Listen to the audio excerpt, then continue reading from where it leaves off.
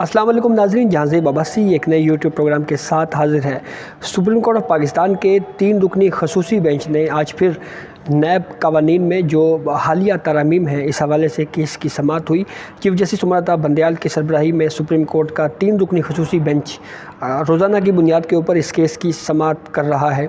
اس bench میں chief justice Umar Ata Bandial اس کے head ہیں، جبکہ بینچ کے دیگر 2 جج صاحبان میں جسٹس اعجاز الاحسن اور جسٹس منصور علی شاہ بھی شامل ہیں۔ آج کی عدالتی کارروائی میں پاکستان تحریک انصاف کے وکیل جو پٹیشنر ہیں خواجہ حارث، انہوں نے آج دلائل دیے سپریم کورٹ آف پاکستان میں، اور 3 رکنی بینچ کے سامنے جو ان کے بنیادی آرگومنٹس تھے وہ آج انہوں نے پلی بارگین کا پورشن جو ہے وہ اس کے اوپر آرگومنٹس کیے، اور انہوں نے جو پلی بارگین اور اس کے علاوہ رضاکارانہ طور کے اوپر ایل گوٹن یعنی کرپشن یا کسی اور غلط طریقے سے کمائی گئی رقم جو ہے اس حوالے سے جو شک ہے نیب کی، اس میں جو ترامیم کی گئی ہیں اس کے اوپر دلائل دیتے ہوئے یہ کہا کہ اس کا اطلاق جو ہے وہ ماضی سے کر دیا گیا ہے، اور اس کے بعد اب کوئی بھی شخص جو پہلے ایڈمٹ کر چکا ہے کہ وہ پلی بارگین کی صورت میں رقم دے گا اقساط میں، تو کچھ اقساط جب وہ دے چکا ہے تو اب وہ ان جب دی گئی اقساط ہیں جو ان سے منحرف ہو کر دوبارہ کورٹ سے رجوع کر کے جو ہے وہ اس معاملے کو ختم بھی کر سکتا ہے۔ تو اس معاملے کے اوپر اہم آبزرویشنز بھی دی گئی جسٹس اعجاز الاحسن کی طرف سے۔ چیف جسٹس آف پاکستان نے بھی کچھ کویشچنز اٹھائی، لیکن جو سب سے اہم بات ہے وہ یہ ہے کہ جسٹس منصور علی شاہ نے اس کیس کی سماعت کے دوران آج ایک مرتبہ پھر یہ آبزرویشن دی۔ انہوں نے یہ کہا کہ پٹیشنر جو کہ عمران خان ہے اس کیس میں، جسٹس منصور علی شاہ نے یہ کہا کہ پٹیشنرز جو ہیں وہ انہوں نے پارلیمنٹ تو وہ بائیک آؤٹ کر گئے، یعنی جو پاکستان تحریک انصاف ہے وہ پارلیمنٹ سے بائیک آؤٹ کر گئی، پارلیمنٹ سے باہر آ گئی، حالانکہ ان کو عوامی ووٹوں سے منتخب کیا گیا تھا، اور انہوں نے عوام کا جو اعتماد ہے اس کو متاثر کیا ہے، اور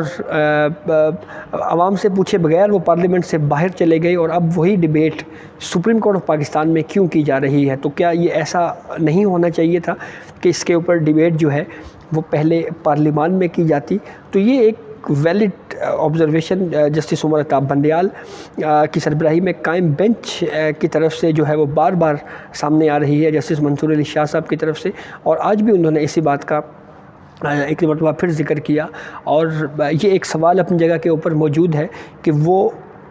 بحث جو قانون بناتے وقت پارلیمنٹ میں ہونی چاہیے تھی وہ گفتگو اب سپریم کورٹ آف پاکستان میں ہو رہی ہے۔ تو اس کا جواب پاکستان تحریک انصاف کے پاس یہ ہے کہ وہ تو اس اسمبلی کو نہیں مانتے، اسمبلی سے آؤٹ ہے،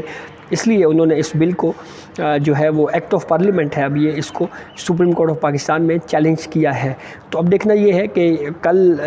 کی کورٹ جو ہیئرنگ ہوگی اس میں کون سے اہم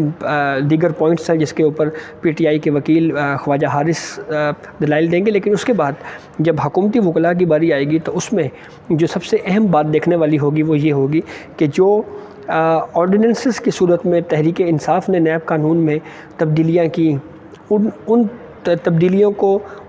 تبدیلیوں کے کتنی شکیں جو ہیں ان کو اس ایکٹ آف پارلیمنٹ کا حصہ بنایا گیا ہے۔ یہ تو ابھی ایک طرف کا موقف ہے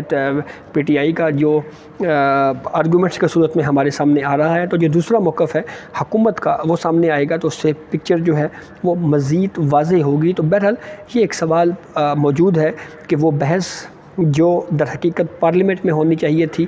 وہ آرگومنٹس کی صورت میں اس وقت P T I supreme court of Pakistan کے سامنے 3 رکنی اسپیشل بینچ کے سامنے کر رہی ہے، اور اپنے اعتراضات جو ان کو پارلیمنٹ میں اٹھانے چاہیے تھے وہ اعتراضات اب وہ سپریم کورٹ میں دلائل کی صورت میں سامنے رکھ رہے ہیں۔ اب ایکٹ آف پارلیمنٹ کو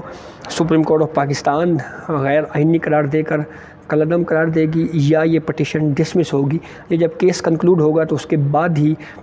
جو ہے وہ فیصلے کی صورت میں اس حوالے سے جو بھی ڈیٹیل ہوگی اس سے ہم آپ کو آگاہ کریں گے۔ تو بہرحال یہ ایک مختصر سی اپڈیٹ تھی جس سے ہم نے آپ کو آگاہ کیا۔ بہت شکریہ۔